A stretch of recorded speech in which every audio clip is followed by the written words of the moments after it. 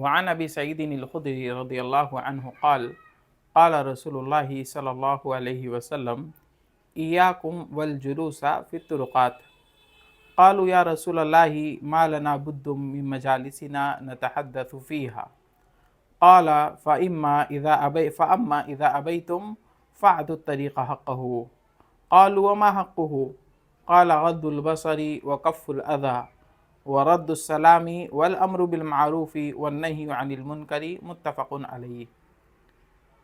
آج معاشرہ اور سوسائٹی یہ جس طرح سے اس کے اندر کئی ساری غلط چیزیں اور غلط عادتیں یا یہ کہیے کہ بے حیائیوں کی الگ الگ شکلیں پھیل چکی ہیں، انہی میں سے ایک چیز جو اکثر سوسائٹیز میں یا گلیوں میں دیکھنے میں آتی ہے وہ یہ ہے کہ لوگ راستوں پر بیٹھے ہوئے ہوتے ہیں، اور یہ بلا وجہ ہوتا ہے، اس کا کوئی سبب نہیں ہوتا ہے، بلا وجہ وہ لوگ راستوں پر بیٹھتے ہیں وقت کو گزارنے کے لیے۔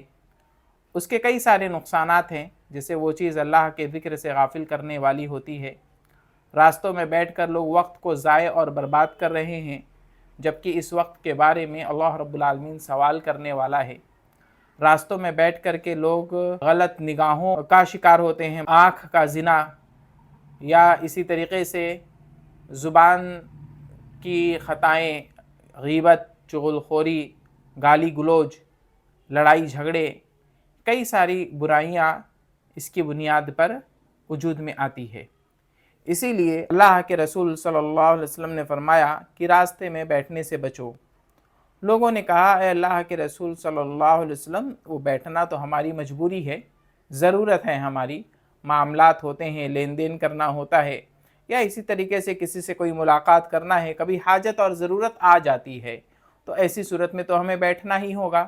اللہ کے رسول صلی اللہ علیہ وسلم نے فرمایا فَأَمَّا إِذَا أَبَيْتُمْ، اگر تم بیٹھنا ہی چاہتے ہو فَأَعْطُوا الطَّرِيقَ حَقَّهُ، یہ بالکل لفظی ترجمہ نہیں ہے کہ اللہ کے رسول صلی اللہ علیہ وسلم نے کہا اگر تم انکار ہی کر رہے ہو، یعنی تمہیں بیٹھنا ہی ہے، تو راستے کا حق ادا کرو۔ لوگوں نے کہا اے اللہ کے رسول صلی اللہ علیہ وسلم، راستے کا حق کیا ہے؟ اب جو لوگ راستے میں بیٹھتے ہیں، پہلی چیز تو یہ حدیث ہمیں یہ بتلاتی ہے بلا وجہ، بلا ضرورت بیٹھنا یہ جائز اور درست نہیں ہے۔ راستے میں بیٹھ کر چیخنا، چلانا، بلند آواز میں ایک دوسرے سے بات کرنا، یا آج کل نوجوانوں کا ایک بہت بڑا مسئلہ ہے کہ وہ لوگ بیٹھ کر آپس میں راستوں میں بیٹھ کر کے فری فائر اس طرح سے مختلف گیمز کھیلتے ہیں، ہے نا، گیمز کا اپنا شور ہے، اس کے ساتھ ساتھ ایک دوسرے کو گالی دینا، برا بھلا کہنا، اس سے آنے جانے والے بچوں کو تکلیف، بچے غلط چیزیں سیکھتے ہیں، عورتیں گزرتی ہیں وہ گالیاں سنتی ہیں، ان کو وہ ایک حیا اور شرم کے خلاف بات ہوتی ہے۔ اسی طرح سے لوگ، ایک شریف النفس آدمی گزر رہا ہے اور وہ آپ بیٹھے ہیں پیر پھیلا کر کے۔ اب ایک طرف کئی مرتبہ ایسا ہوتا ہے کہ لوگ اپنی گاڑیاں پارک کر دیتے ہیں، دوسری طرف لوگ کھڑے رہتے ہیں، گزرنے والوں کو تکلیف اور ایذا۔ تو اسی لیے شریعت نے منع کیا ہے کہ اس طرح سے راستے میں بیٹھنا جائز اور درست نہیں ہے۔ صحابہ نے سوال کیا، صحابہ نے کہا ہمیں تو بیٹھنا ہی ہوگا، حالانکہ صحابہ ظاہر سی بات ہے اس طرح کا معاملہ ان کے ہاں نہیں تھا جس طرح سے کوتاہیاں، غلطیاں یا یہ کہ ہٹ دھرمی آج کل کے لوگوں میں پائی جاتی ہے۔ صحابہ اکرام کیا یہ معاملہ نہیں تھا، لیکن پھر بھی اللہ کے رسول صلی اللہ علیہ وسلم نے صحابہ اکرام کو منع کیا کہ مت بیٹھا کرو۔ صحابہ اکرام نے جب اللہ کے رسول صلی اللہ علیہ وسلم سے پوچھا کہ اچھا ہم بیٹھیں گے تو اس کا حق کیا ہے؟ آپ صلی اللہ علیہ وسلم نے کہا تمہیں حق ادا کرنا ہوگا۔ صحابہ نے پوچھا ہم کیا حق ادا کریں؟ اللہ کے رسول صلی اللہ علیہ وسلم نے کہا غض البصر، نگاہوں کو نیچی رکھو۔ ایک عورت گزر رہی ہے، آپ اس کو نگاہ اٹھا کر کے دیکھو، یا یہ کہ کوئی نگاہ اٹھا کر کے دیکھے، اور وہ ایک حیادار عورت اس چیز کو پسند نہیں کرتی ہے، یا کوئی بھی عورت ہو وہ اس چیز کو پسند نہیں کرتی ہے، اور پھر کیا ہے وہ ان کے لیے، راستہ چلنے والی لوگوں کے لیے کیا ہے وہ تکلیف اور اذیت کا، ایک آدمی اپنے گھر اہل و عیال کے ساتھ جا رہا اس کے لیے اذیت اور تکلیف کا سبب بنتا ہے۔ تو غض البصر، نگاہوں کو نیچی رکھو، وکف الاذی، تکلیف دہ چیز کو ہٹا دو۔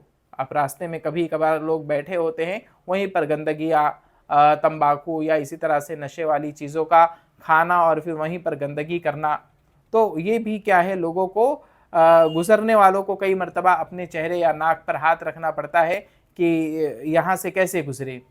تو अल्लाह के रसूल सल्लल्लाहु अलैहि वसल्लम ने, यहाँ पर तो लोग गंदगियाँ कर रहे हैं, हालांकि आप सल्लल्लाहु अलैहि वसल्लम ने मना किया है कि अगर कोई तकलीफ दे चीज़ पड़ी हुई हो, तुम्हें दिखता है कि कहीं दूर टहनी पड़ी है या कोई पत्थर पड़ा है कि गुजरने वाले को लग सकता है, तो आप उसे जाकर के हटा दें। वक़फ़ुल अज़ा, तकलीफ़ दे चीज़ को हटा दो। वरद्दुस्सलाम, सलाम का जवाब देना, अगर गुजरने वाला सलाम करता है तो आप उसको जवाब दो। वल अम्रु बिल मारूफ़ी वन्नही अनिल मुनकर, और भलाई का हुक्म देना और बुराई से रोकना। एक आदमी गुजर रहा हो, कोई गलत काम कर रहा है, तो यहाँ पर तो उल्टा ही होता है, उसका मुखालिफ ही अमल है कि बैठने वाले ही गलत काम कर रहे हैं, तो उन्हें कौन जा कर के रोके। जो रोकने जाए वहाँ पर आपस में कई मरतबा अक्सर पुलिस स्टेशन तक मामला पहुँचता है। किस बुनियाद पर? सिर्फ इसी बुनियाद पर कि ये लोग यहाँ बैठते हैं। तो इस तरह से बैठना आपका ये अज़ियत और तकलीफ़ का सबब होता है।